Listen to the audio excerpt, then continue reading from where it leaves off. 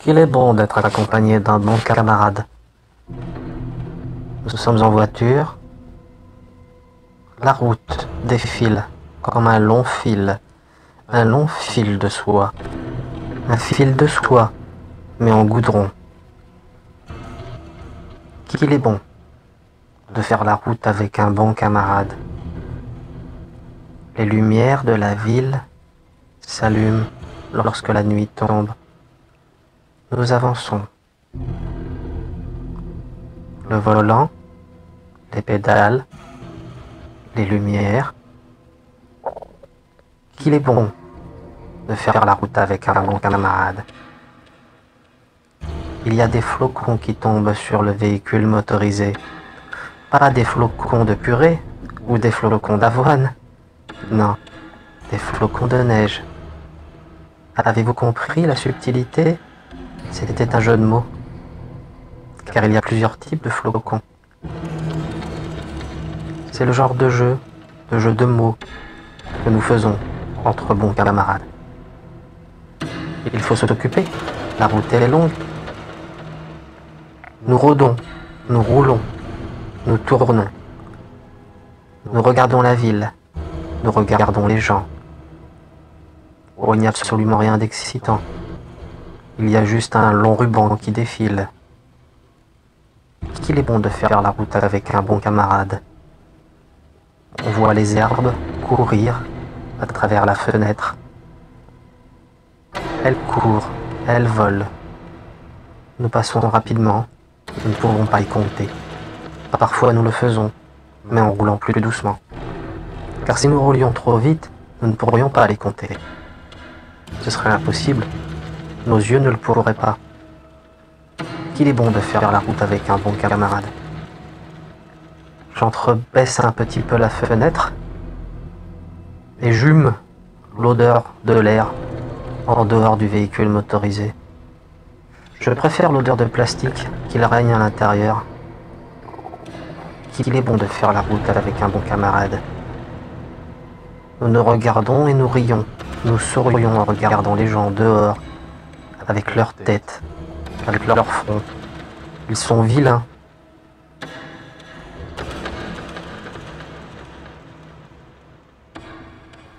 Nous avançons lentement. Nous mettons de l'essence pour pouvoir rouler. Et nous rions en remplissant le moteur. 95, 98. Comme nous pouvons mettre les deux, c'est devenu un jeu. Un jeu entre bons camarades. Dans ma Twingo, je peux mettre les deux. Peu importe, mais pas du diesel ou du gasoil. Et non, encore moins du fuel. J'ai déjà essayé de rouler avec du fuel. Ce n'est pas très pratique. Alors ça nous a fait beaucoup rire le jour où j'en ai mis dans mon moteur. Du fuel, m'a-t-il dit. Mais tu es fou, tu vas le tuer. C'était mal connaître ma Twingo. Elle n'a pas tellement bien démarré, mais nous avons pu aller jusqu'en Allemagne, en Belgique. Et rouler, en Wallonie, en Flandre, dans le nord, dans le sud, à rôder, à rouler, à ramasser des gens, des animaux. Sur le bord de la route, nous ramassons des autostoppeurs, des autostoppeuses, parfois des animaux. Un jour, une petite biche blessée était sur le bord de la route. Nous l'avons ramassée. Nous lui avons demandé « Veux-tu que nous t'accompagnions ?» Elle a répondu « Bien sûr. » Et oui, nous parlons aux animaux. Ah, ils ne nous répondent pas avec des mots, mais avec des gémissements. Et parfois, nous avons des discussions très longues. Eux en gémissements, nous en mots, et nous discutons. Un jour, un animal que nous avions ramassé est mort dans le coffre.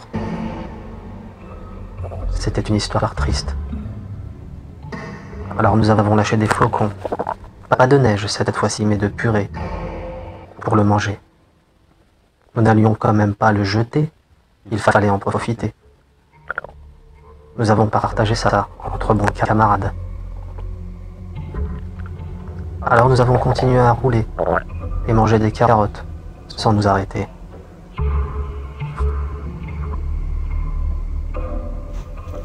Les carottes, ça rend aimable. Il y a un problème, je déteste les carottes. Je trouve que ça rend con. Ça rend pas aimable. Qui a dit que ça rendait aimable? Quel est le... Moi, j'allais dire le connard, mais je vais pas le dire.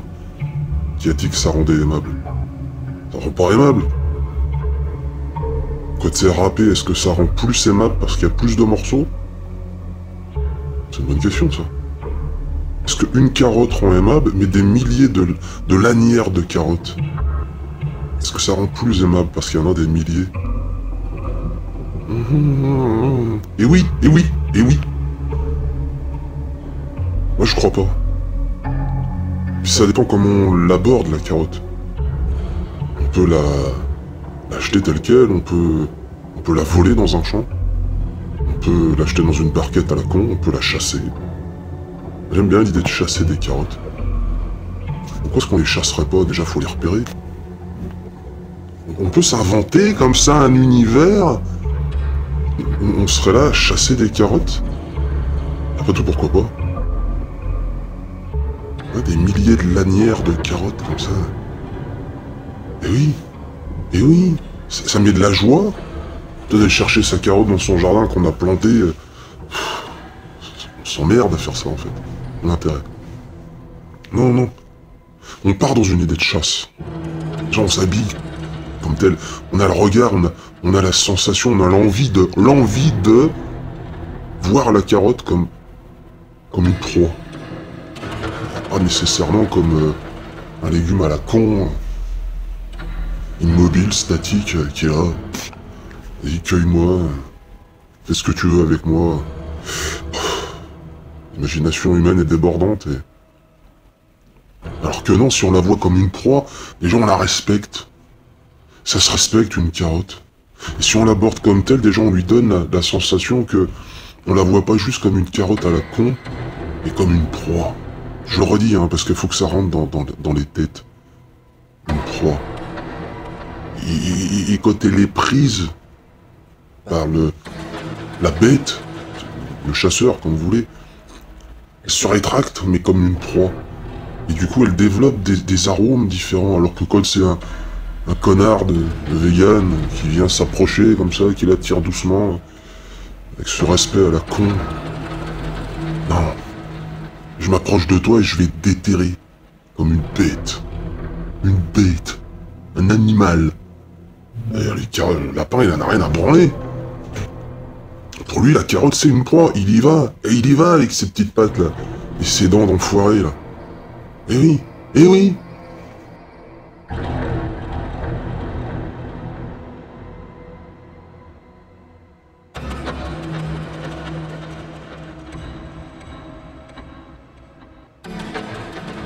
Qu'il est bon de faire la route avec un bon camarade.